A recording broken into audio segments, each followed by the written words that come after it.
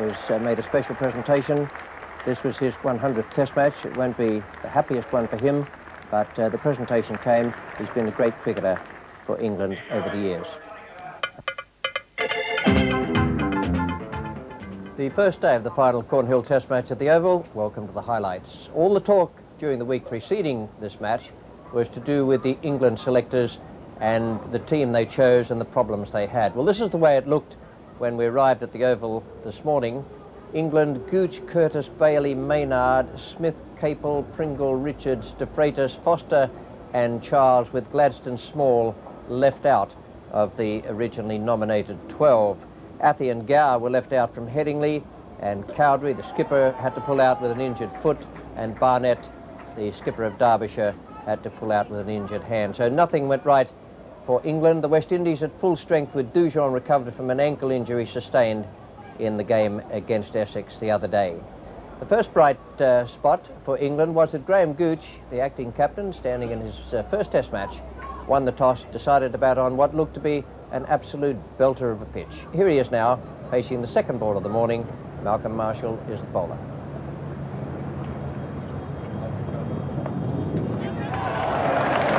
Runs for England. Straight through gully. Runs to Gooch. That's very nice for him to get off the mark in this match, where his skipper, captaining in the absence of Chris Cowdrey, who damaged a foot in a county game.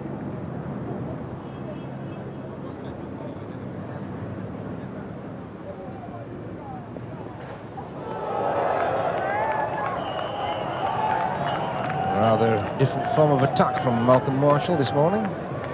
More aggressive altogether than we've seen in the previous Test matches, and giving Graham Gooch a bit of a torrid time out there at the moment.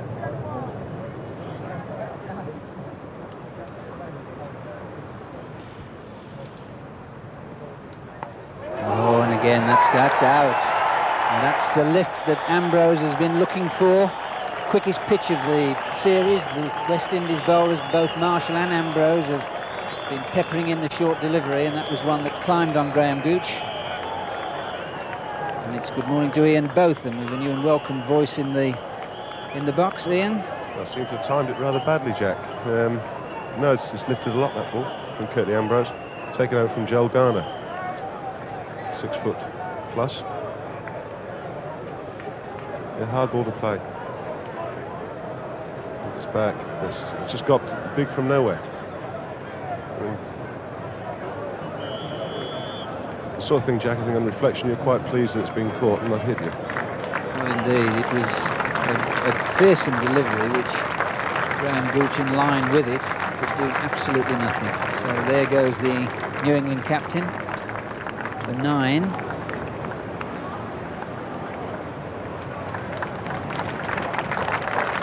And the first of the New England players, Rob Bailey from Northampton. Big moment for him. Just have another look at the catch that brought him to the wicket, which was this one. You just see where Gooch has to try and play it from, and really nothing he could do at all. The sort of catch that short leg loves. Often he's being peppered with all sorts of bullets in that Blue Till area, but that's nice and simple. Marshall to Curtis. Oh, there's a good shot. He's in control of that.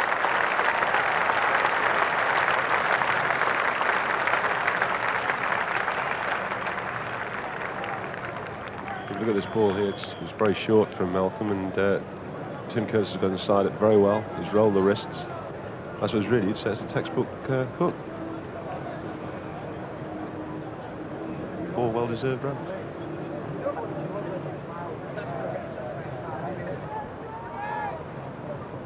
And another one.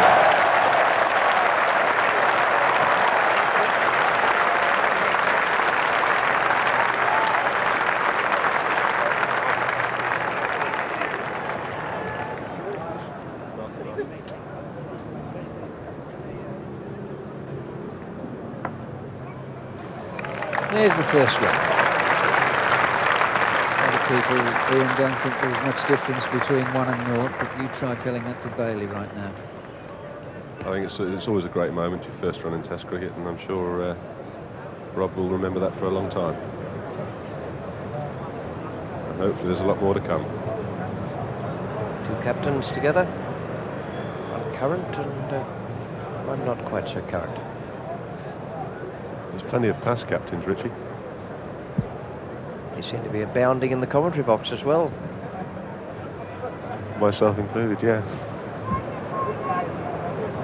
Here's Corporal Walsh.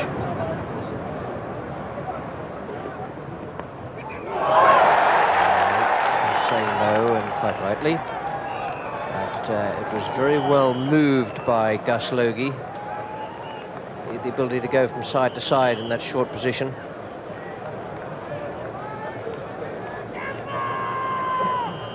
Desmond Haynes at the other side was convinced that Logie had caught that.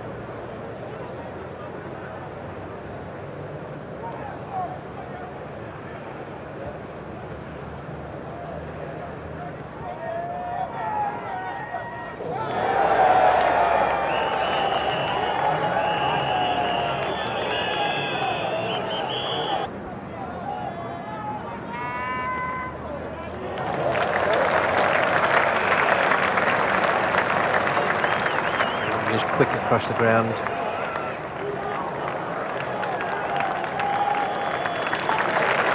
And Curtis really hurried there for the third, and so he should too, with those two men going after it. Roger Harper and Vivian Richards. Roger rather left him over the last 25 yards.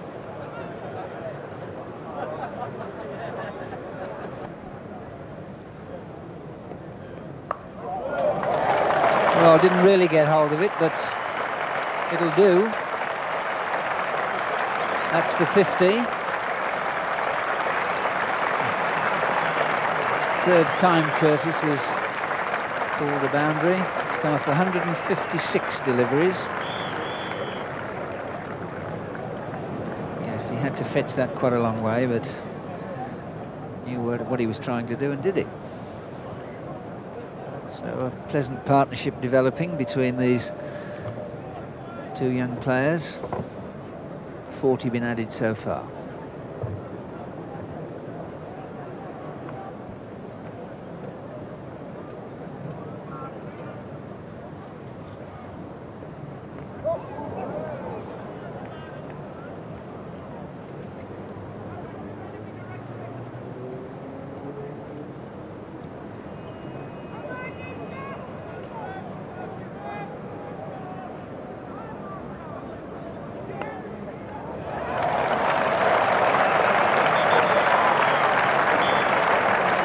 Several strokes played today when the ball has gone down through that gully area. Bailey has profited now to the extent of 25 runs. Yes, that's the problem. If you bowl without a third man, just a little nudge, that's all it requires, and away the ball goes for 4. Welsh was out at 12. Now Bailey's made exactly half that figure, and Curtis is on 22. Alan Lamb, the man who was unable to get through a fitness test yesterday. What a sad thing that is for England.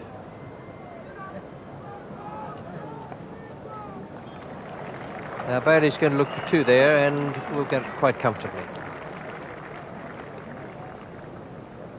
Bailey and Lamb are teammates at Northamptonshire.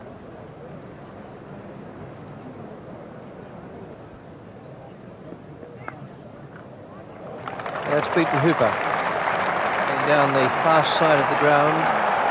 Once it gets away from a fielder down there, very, very difficult to pull back.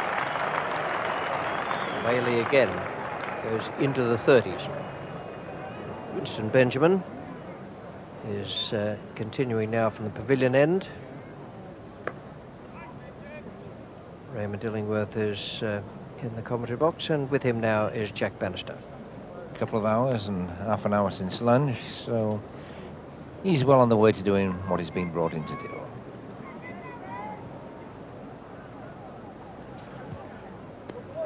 Oh, that's close, and he's out. Well, Curtis stood there, probably more in disappointment than anything. Well, and just when England looked as though they were progressing to something really prosperous, the sad end for Curtis.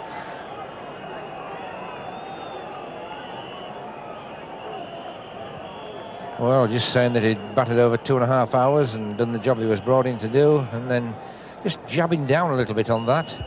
That is the problem we said with Tim Kessie. He just played a little bit across the line and jabbing down as well, and just getting a faint outside edge there through to the keeper. He's done a pretty good job there. 2.5 hours occupying the crease, tying the quickies. As I say, not a bad job, but he just have a slight problem when the ball is just outside off stump, that he seems to get his leg on the line and have to play a little bit across the line. Well, 120 deliveries. He faced 144 in the match at Headingley in both innings. 2.5 hours for that 30, and really the runs and the time. He's done a very good job for England. So England now need to regroup, start again. So many times in this series we've seen a wicket like that lead on to a collapse. A big test now for Smith.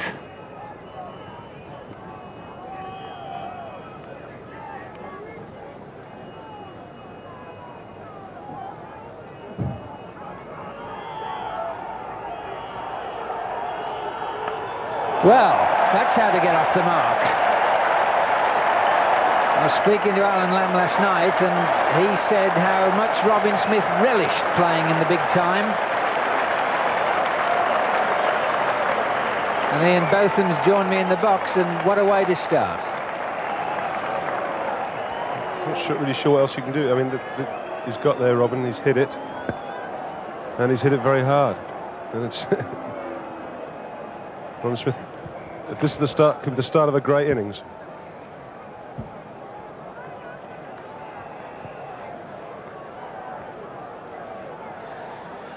Well, now where do you go from there? There's a man out behind the umpire, this one pitched up, and there's more runs. Ambrose in chase, and he'll just about make it, but, well, it's not too bad when you've walked out in the middle of a packed oval ground, you face 2 balls and you're 7.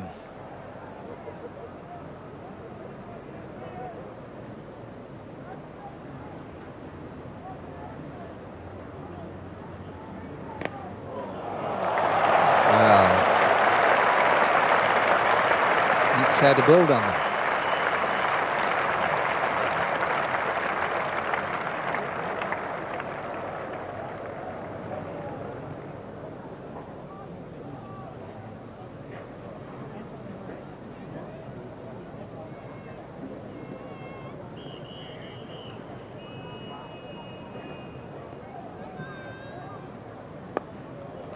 That's a lovely shot. Just no need to run.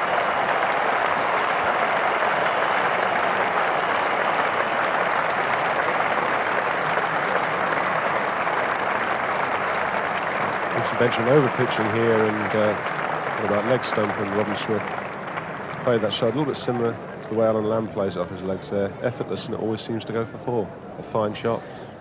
It's 100 up off 269 deliveries, with the second 50 having come off 113. A man going back at square leg here for Robin Smith, just behind the umpire. Just see him to the left of your picture there.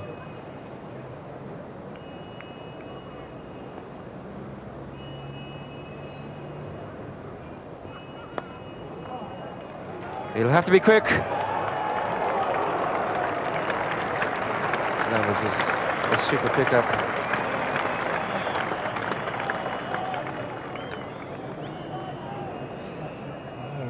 Pretty quick single.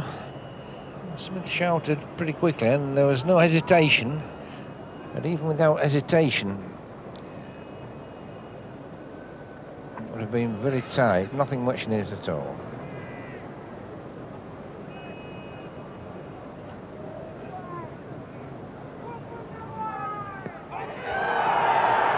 that might have been close. Rob Bailey just falling over a bit there.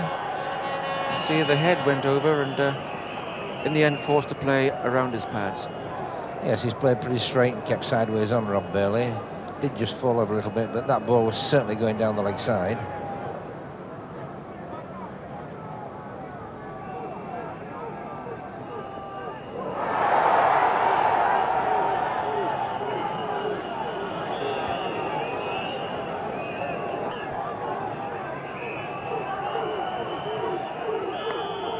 There's the answer. That's one of the refreshing things about Robin Smith. Always ready to take up a challenge, and 4 more.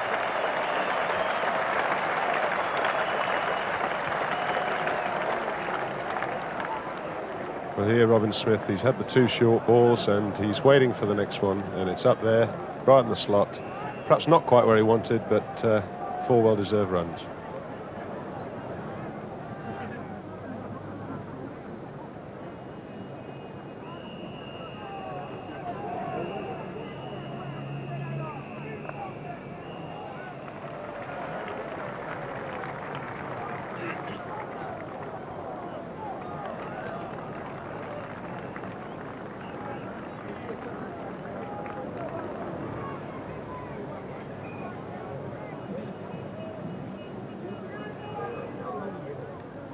Oh, that's out, and Bailey sadly right on the stroke of tee. Umpire Palmer deciding that that is it for tee. Almost a tied stroke, because that ball, it might have left him a little bit, but it started wide, and that's Bailey caught at the wicket for 43, and England 116 for 3.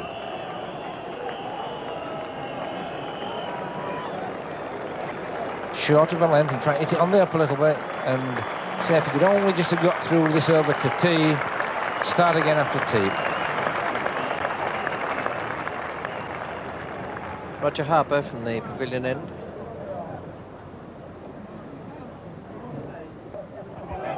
Chance dropped on naught, playing in front of his pad. I mean, I'm just pushing at this a little bit, which is probably to be expected there. A little bit anxious, and just push through it a little bit, and a sharp chance to log his left arm.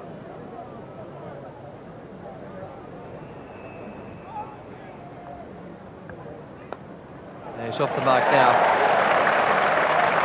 High flighted ball from Roger Harper, turned into a full toss.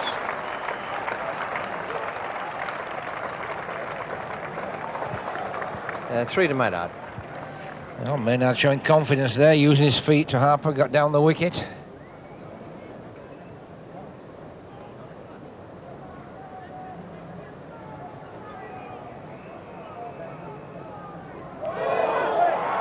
And he's gone this time. The juggle, but finally taken. And Curtly Ambrose is overjoyed at that. The flashing square cut. And now England 4 down, 121 runs on the board. And Maynard, the man, gone for 3. That was very well bowled by Ambrose. When you see the next replay, just keep your eye on Ambrose and see how far down he goes as that juggling act is going on from Dujon. He keeps going. His heart goes up, so does Dujon's, no doubt.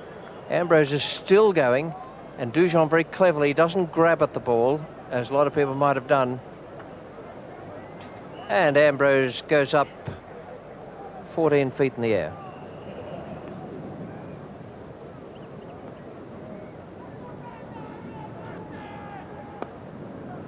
Oh, that's a great shot. Full toss or very close to it, and Smith quickly onto it.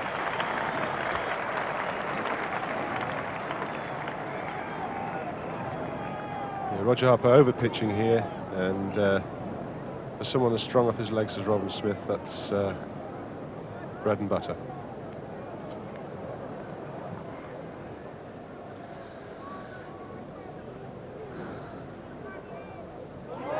Oh, that's out. The arm ball picked up at slip.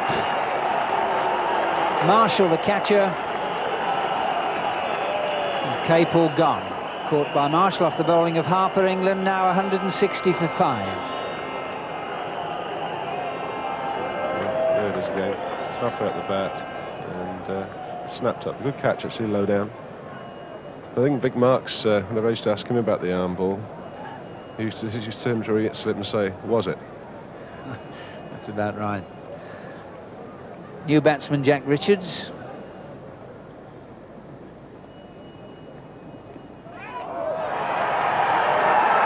That's it, he's gone.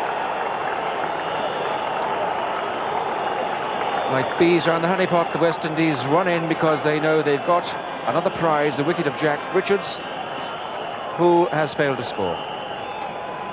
Yes, a good catch by Logie again at short leg, bat and pad. Didn't go quickly, but didn't get too high, and he had to make quite a lot of ground there, just getting the fingers underneath. So another wicket there for Roger Harper, and everything coming good from him late in the tour. But disappointment again for Richards. He's had a very good season in county cricket, but hasn't really looked a great player at test level so far with his batting. The skillful thing about Logie's fielding there is the way he is always able to move inwards on the ball. He's a bit on the move beforehand, in fact. I think classically you'd expect fielders to stand absolutely still. But the weight is forward, and the good fielders are always moving inwards there.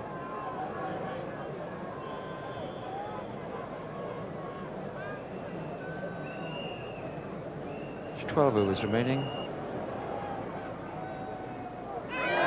He's gone. The shuffling feet and the flick with the bat, and it's the old combination of Court Dujon, Bull Marshall, and Derek Pringle has gone for one.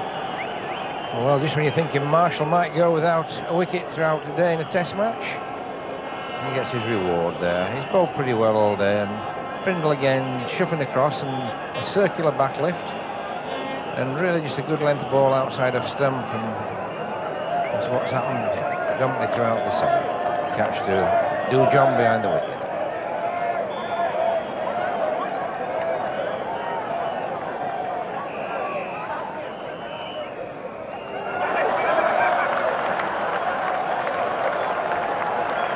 I thought Derek Pringle was going to the wrong exit.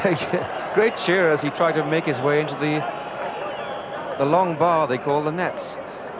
Maybe he wanted a net, or maybe he wanted a pint of bitter, I don't know, but certainly attempting to go off through the wrong gate. Oh, yes. Well, I remember saying when Robin Smith, who's now taking the applause for his half-century, when he played at Headingley, I said it certainly had a touch of artistry about him, but also a touch of the lumberjack. It's almost as if he's wielding a great axe, and he's scythed that above head high, right out to the deep square boundary.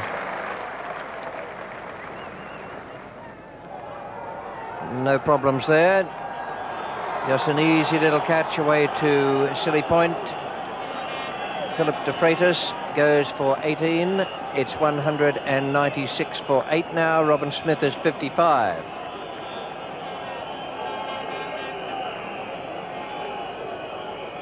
I think you'll see with this wicket here that the ball just bounced a little bit more perhaps than Phil de Freitas thinks, and it's straight on the glove. Now it just pops out there nicely for Desmond Haynes.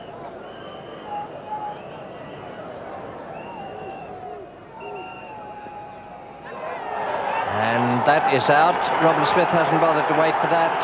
Harper has caught it. That was well bowled by Marshall. A bit quicker, and to that extent Robin Smith couldn't get his bat and gloves out of the road. Malcolm Marshall here fires us in. Robin Smith expecting the bounce, goes to leave it.